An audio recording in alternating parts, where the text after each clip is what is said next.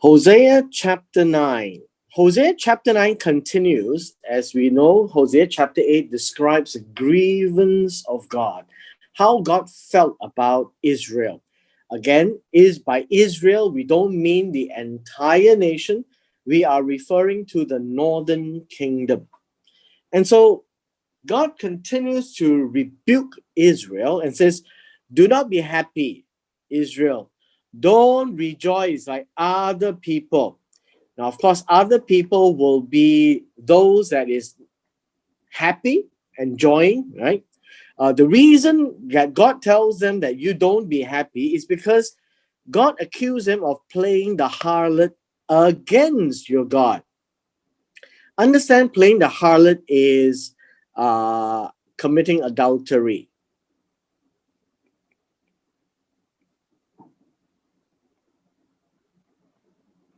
And in this case, it is against God, which means that it refers to serving idols. Meaning they didn't treat God as the only God.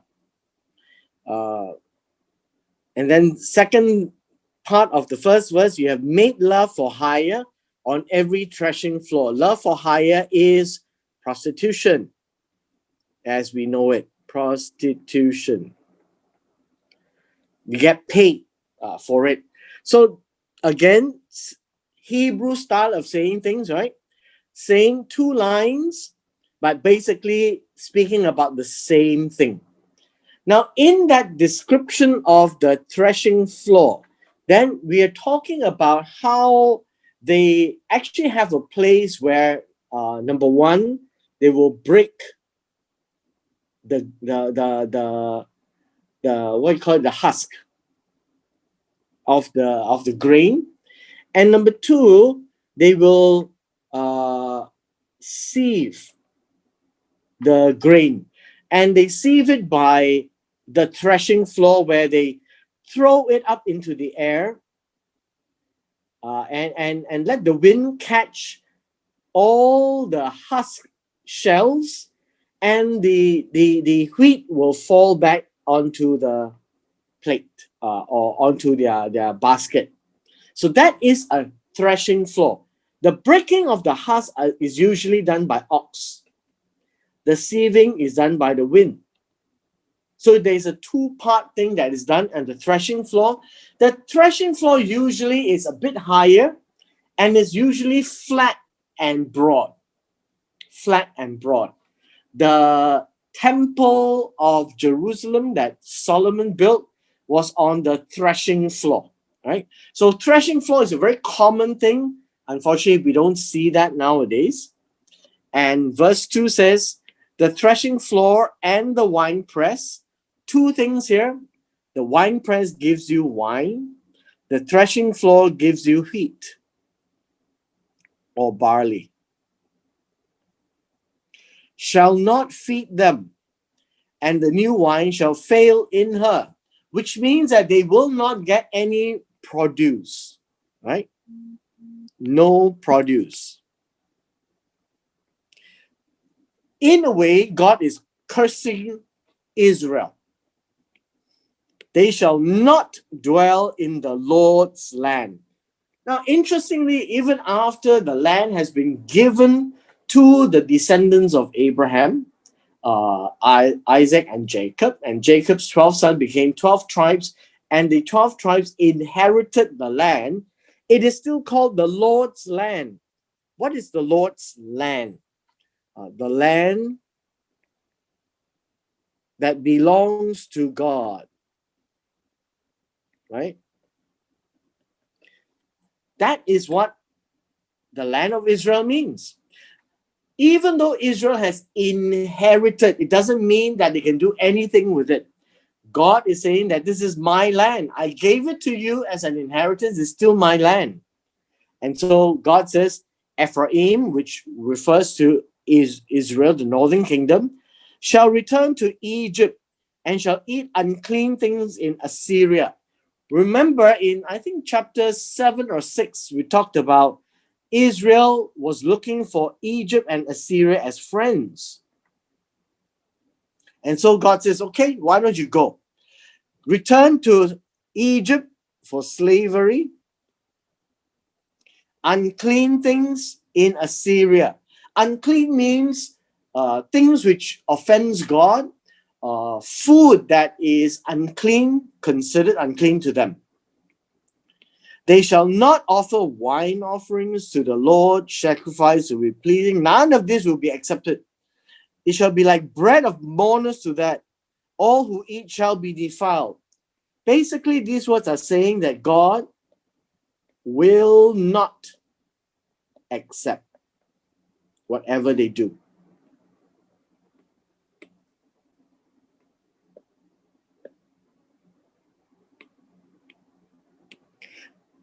What will you do in the appointed day? The appointed day in the day of the feast of the Lord, again, saying two things, but they are of the same, right? It's about God's appointment. Now, if you remember in Genesis chapter 1, when God made the sun, moon, and stars, the purpose for the sun, moon, and stars is for appointments. And so this is called the appointed day. What is an appointment? It is also a feast day. You know, on the first day of the month, of the year, on the 10th day, what you do, on the 14th day, what you do, on the seventh month of the year, on the 10th day of the month, what do you do? All these are told by the sun, moon, and stars, and it is called an appointment. And so an appointment is actually a feast day, the day where they observe the Sabbath, they are to fast, they are to do something that God specifically wants them to do. So it could be the Passover, it could be the Pentecost, then it would be the Feast of Trumpets, then there would be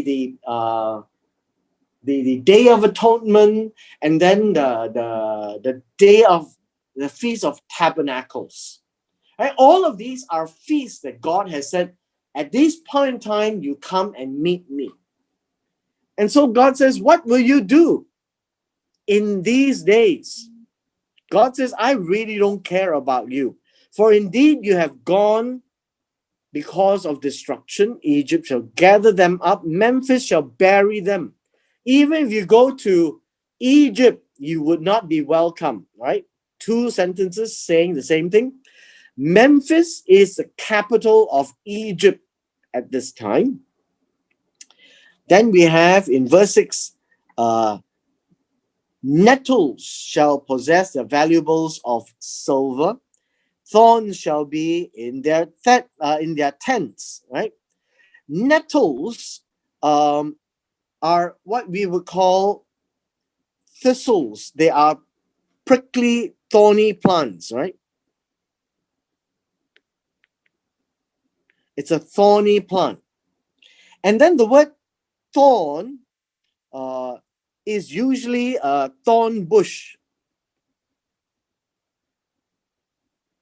All of these have thorns. So basically, again, saying the same thing, right? So the idea here is Egypt won't accept you, and even whatever they have, you can't touch it because it's protected by thorns. Now, if you remember in Genesis chapter 3, when God cursed the ground because of what Adam did, there were thorns and thistle, thorn bushes and thistle. The idea there is that thorn prevents people from accessing.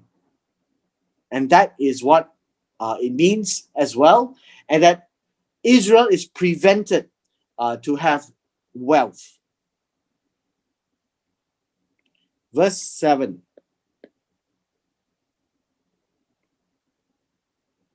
The days of punishment have come. This is important. We say that this is punishment in we read the English word punishment. It actually means it is a day of visitation. God is going to pay them a visit. And what does it mean that God will pay them a visit? Well, in a way, it's like God is going to come and do the accounts and settle the score, right? The day of recompense. Recompense is reward, okay?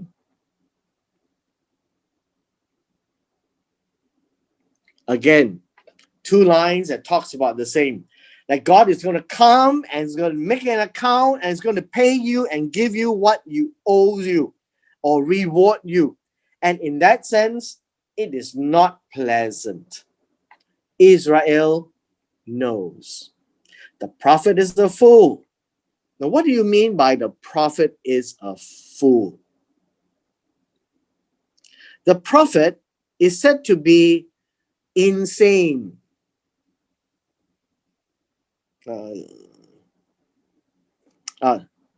The prophet is said to be foolish. Okay, foolish. And basically, foolish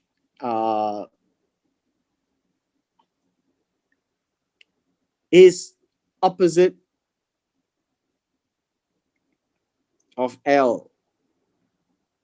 Right? Opposite of God is foolish. One that has nothing to do with God basically would be an easier way of talking about fool here, right? One that despises God, one that has nothing to do with God, opposite of God. So it says the prophet, who's supposed to be a spokesman of God, is now said to be the total opposite of what God is. The spiritual man, the man of the spirit, this is what it means. Man of wind, right? Man of wind or spirit. He is mad. He is mad. And to be mad, it is insane, right? Insane is a good word. Crazy, right? I think that would be the way to express this, crazy.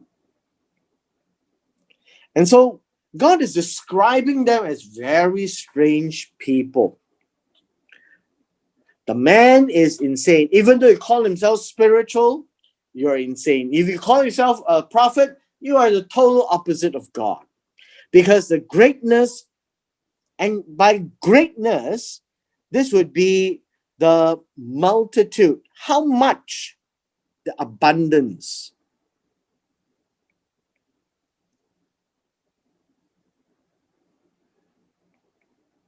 Abundance of your sin, of your iniquity. When you go against God, right? When you ignore God, ignore his laws, and you have great animosity. Enmity would be hatred or animosity. So God is basically saying, no, your time has come and it is the day to be reckoned, and you know it's going to be a bad day. The watchman of Ephraim is with my God. So very strange. It says, why is a watchman away? What is a watchman? A watchman is one who is assigned to observe trouble. Usually at the top of the wall, they would look out and they would try to spot enemies from far away. That's a watchman. So Ezekiel was a watchman. So the watchman of Ephraim or of Israel is now with God. He's gone, right? He's not there. The prophet is a bird's trap. He's trapping birds, and he has enmity in the house of God. That's the temple. All of these are not good signs of a relationship. It seems that everything is wrong. The prophet is supposed to do well and speak for God. The watchman is supposed to do well for the nation to protect them. The house of God is a place where you have friendship with God, but now it's enmity. They are deeply corrupted. What is corrupted? They are perverted. Okay? They are ruined, morally ruined. They are spoiled. That is what this means. The house of Israel is gone. You don't want them anymore. This is completely destroyed, ruined. And then it says an interesting thing. As in the days of Gibeah, uh, Gibeah, Gibeah, uh, it's Gibeah. He will remember their iniquity and punish their sins. And so I want to bring you back to this Gibeah thing, right? Now, most people are not aware of Gibeah. I think you will find this in Judges 19 and 20. It is a very strange story. Gibeah is in the land of Benjamin. And something happened which is very similar to Lot in Sodom. This man went to Gibeah and was put up in the house of this man. And the people in Gibeah wanted to have sex with him and surrounded his house, just like the story of Lot. But in this story, in Judges 19, the concubine of this man was given instead, and they gang raped her and left her for dead, and she died. And this is recorded in Judges 19, and this man cut her up in 12 pieces and sent it to each tribe of Israel and request for justice to deal with the men of Gibeah. And he wanted all of them to be killed. And by the time they finished that, there will be no more Benjamin left. And Benjamin is actually quite a small tribe.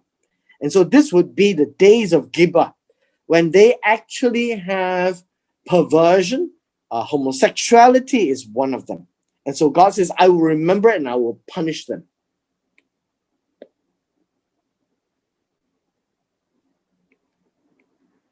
Verse 10, I found Israel like grapes in the wilderness. I saw your fathers as the first fruits on a fig tree in its first season. All of these speaks well of Israel, right? Grapes in the wilderness, first fruits of the fig tree, all of these are goodness. But these are not. When you went to Baal Peor and separated themselves to that shame, they became an abomination like the thing they loved. And this is important. They yoked themselves to Baal Peor. Now, this would be in Numbers 25. Okay. This is in Numbers 25. And we'll read about this, and it's a time where Balaam had tricked them, and they went and had sex with the Canaanite woman, with the Midianite women. They yoked themselves to Baal Peor. These are the foreign gods. And when you say yoke, they are linked. They are combining themselves in the worship and in the sacrifices. And in Psalms 106:28 talks about them eating sacrifices to the dead. So all of these are an abomination to God, and they did everything. And so God reminded them of two incidences, right? One on Baal Peor, and the other one is Gibeah. And that in itself is a clear reminder of their history and what God had done.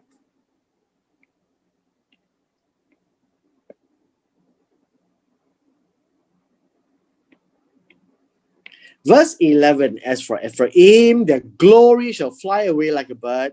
No birth, no pregnancy, no conception. All of these means bad things, right? No continuation of the tribe. No continuation of all the tribes. No continuation of Israel. Though they bring up their children, yet I will bereave to them to the last man. So there will be no one to propagate. Yes, woe to them when I depart from them. It's as good as dead. No children. Now, we may not care nowadays because many young people don't want children, but having children is a sign of blessing. And when God says, I will not let you have any of this, this is a bad thing. When I saw Ephraim like Tyre, so Ephraim will bring out his children to the murderer. The entire thing describes Israel as in a no man's position and in a very difficult position and in a position of punishment.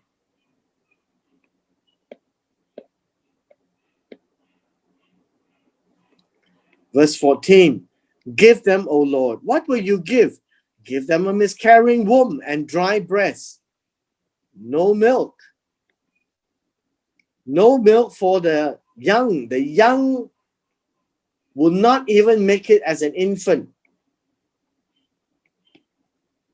All their wickedness is in Gilgal, for I hated them there.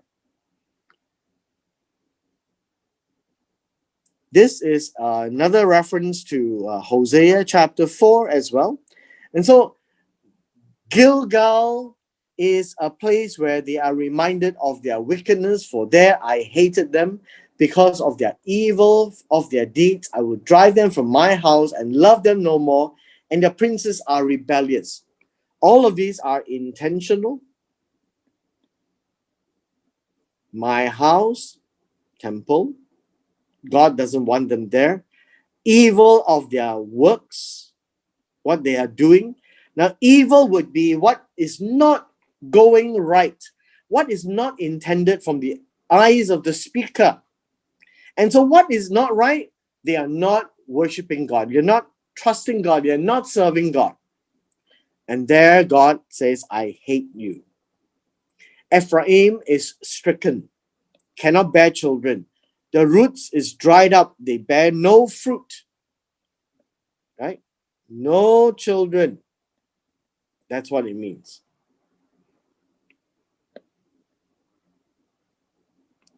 Last verse. My God will cast them away.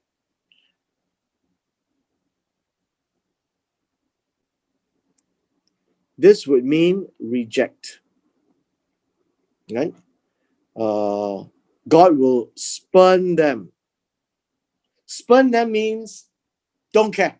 I'm going to turn my face and you can go away. Right? Because they did not hear him. Every time you see the word obey, it is hear. Right? To hear. What does to hear mean? The word hear, right here,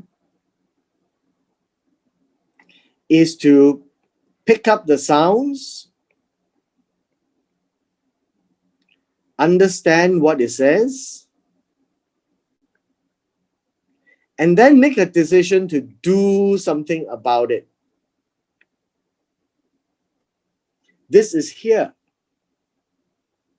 It's not just to hear a sound, but to hear what God has said and to do something about it. And when they do, and this is what God says, they shall be wanderers among the nations. And this one, I think we need to explain a bit. When it says wanderers, it is to go around, to wander, basically, to move here and there, right? And that is wanderer. Among the nations, non-Israel nations. So this is a prophecy that God is saying that one day I will turn my face from you. I will reject you because you did not hear me. And then you will be out there and you won't be in Israel. You won't be in my land. That is what God is saying. You see, God has very simple instructions and yet they can't follow. God only wants them to hear me, understand what I say, and just do it. Keep it. Pass it down to your next generation. Right? That's all God wants them to do. And yet they didn't do that. And so God says, I will turn you away, I will push you away, and then you will be ronda. You roam in the lands of other people, other nations. That was exactly what happened when the Assyrians came to conquer them. The Assyrians took them away and dispersed them in all the countries and nations where it was under Assyria. And that was what happened to the northern kingdom. They did not come home. When it came to the southern kingdom of Judah, God used Babylon to do it. So they were in Babylon for 70 years. And then they came back to rebuild the wall and to rebuild the temple. Now, chapter 17 of Hosea, chapter 9 of Hosea, in verse 17 speaks about one day when Israel will no longer be in their land, but they will be moving here and there among the nations. And with that, we end chapter 9. Any questions? Pastor. Yeah. Actually, when these verses was spoken, okay. Actually, does those northern kingdom they know what's happening in it to come? Does Yes, know? they do. I believe that's why Hosea was sent to them to tell them all this. So one of the things that you find that God sends the prophets to them. Unfortunately, as the prophets speak on behalf of God to warn them, most of the prophets are killed. They don't want to hear this kind of thing. So, yes, these were written for them, for their purpose in the first place. But it's left to us today to know what not to do and to know exactly what to do. God doesn't want them to jump the hoop and climb the hill and bleed for him. God just wants them to obey. Listen to my word and just do it. Why is it so difficult? And yet, after all these generations, they turn around and they follow after other gods. And so God says, fine, I don't want to talk about it anymore. You can go. That is a sad day. Then does the southern kingdom know about it? They know it.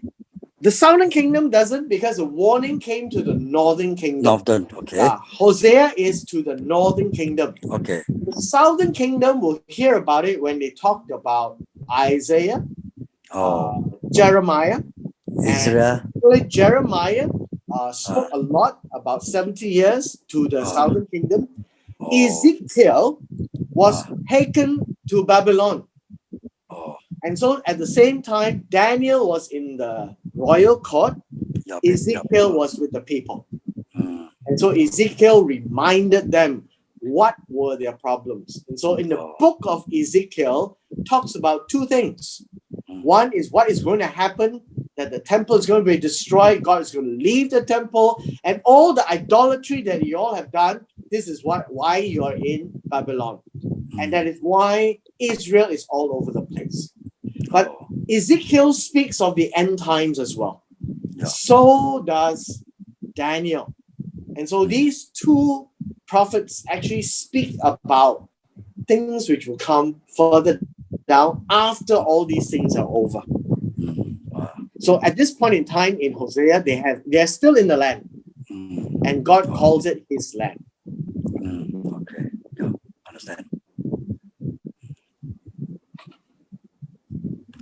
So verse 17, verse 17 is predicted is happening until today.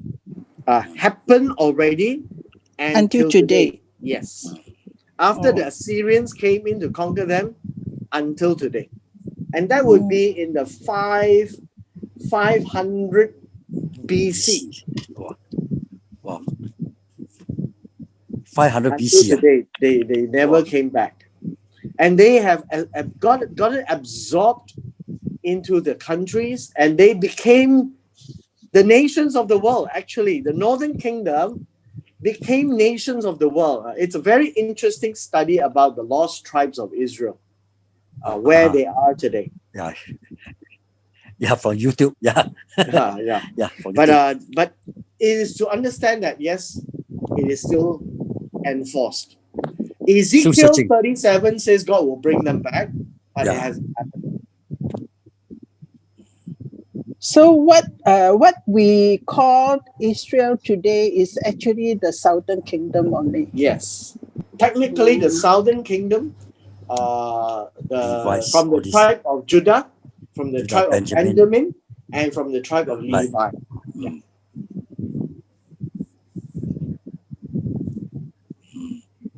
I think they are trying to look for the rest of the tribes. And the rest of the northern tribes are still out there. I'm sure they know who they are for many of them.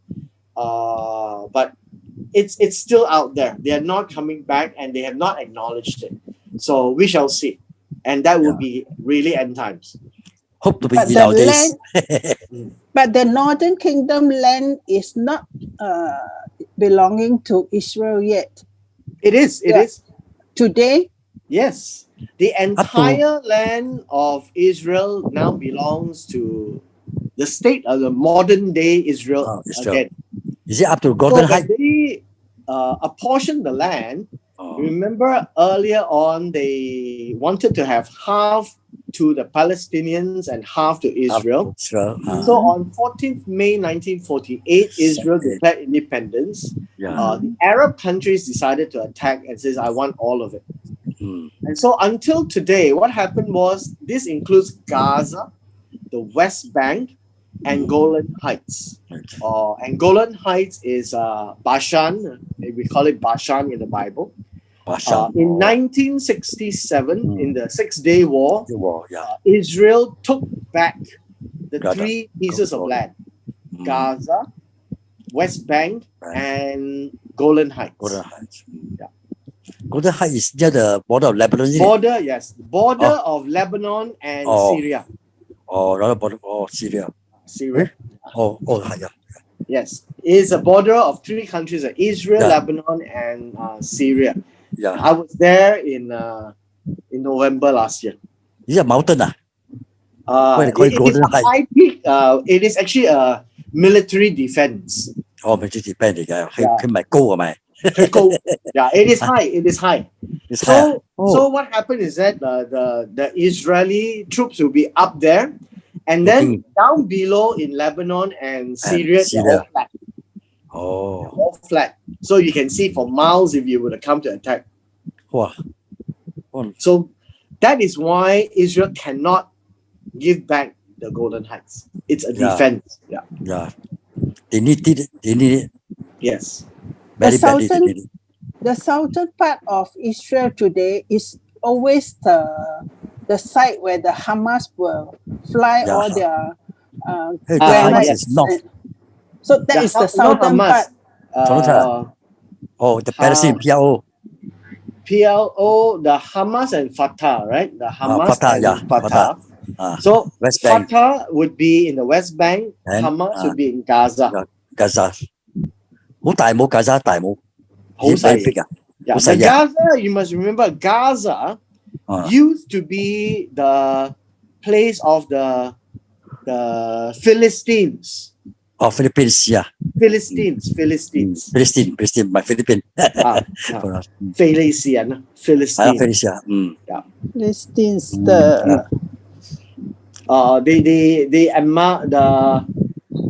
the ones that were Like Galila. disturbing Goliath. Israel. Goliath, my God, Goliath, Goliath. yes. 我唔識，即係有啲嘢我唔識 pronounce 慘。Goliath. So when we go to Israel, we will always avoid the southwest. Always. We will stay far away from the southwest because Gaza. we don't know when they will shoot rockets.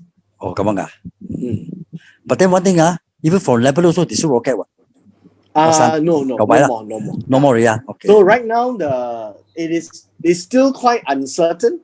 But yeah, it is what it is today. Never mind lah. They have their shield rocket already. Yeah. I remember the southern part, the border, they have the infrared defense fencing. No, actually what they did was they have since built concrete walls of about 40 feet. High. To 咁你出去過，係咪係咯？你出去過，係咯，同你。So they wall out Gaza. They also wall up the West Bank. Wall up the West Bank. What? Wow, that means how? Oh, that means they only enter through a gate only. So when we are there, you have to cross into the wall. Yeah. Then only you can get to Bethlehem. So it is intended so that it is to prevent them from shooting rockets and for security reasons. If they put a curfew, they know they cannot come out of the wall. They have to come out of actual gates. Hey, Pastor, what do you think of now? Arab countries, okay, they be surrounding Israel, right? They are having peace treaty with Israel. Is it a good sign or a bad sign? It's a good sign. From all intents and purposes, it will bring stability to the place. To the region, okay. And it will start, if this one continues, I think it will... The Northern Kingdom will come back. No, it will collapse the Gaza. PLO. It will collapse the PLO because there's no more reason to fight for Israel.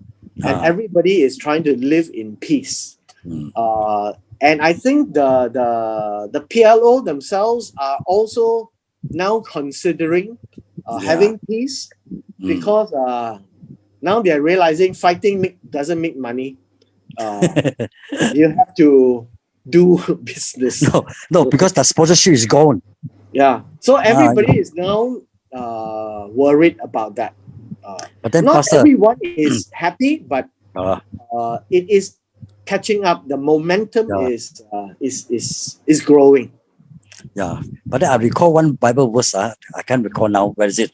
It seems that when there's peace around Israel, where it is the most dangerous time, that's where the end time of Israel. Possible. It's something to watch. You see, at the end of the day, you cannot stop the train from coming. All we need to know is we just have to be aware and make sure we obey him. Yeah, because they did not obey him. Hear Correct. him. Yeah. That's and the word here is so powerful in the Hebrew word. Okay. Okay, thanks. All right. Thanks, Pastor. See you tomorrow. Tomorrow holiday.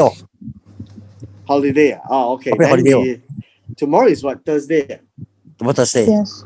Oh, okay. Shall we take a break? Okay, take a break on Monday. Okay. We take a break. Then we will come back on Monday. All right. Okay. Bye-bye. See you on Monday. Okay. Bye-bye. Bye-bye. Sell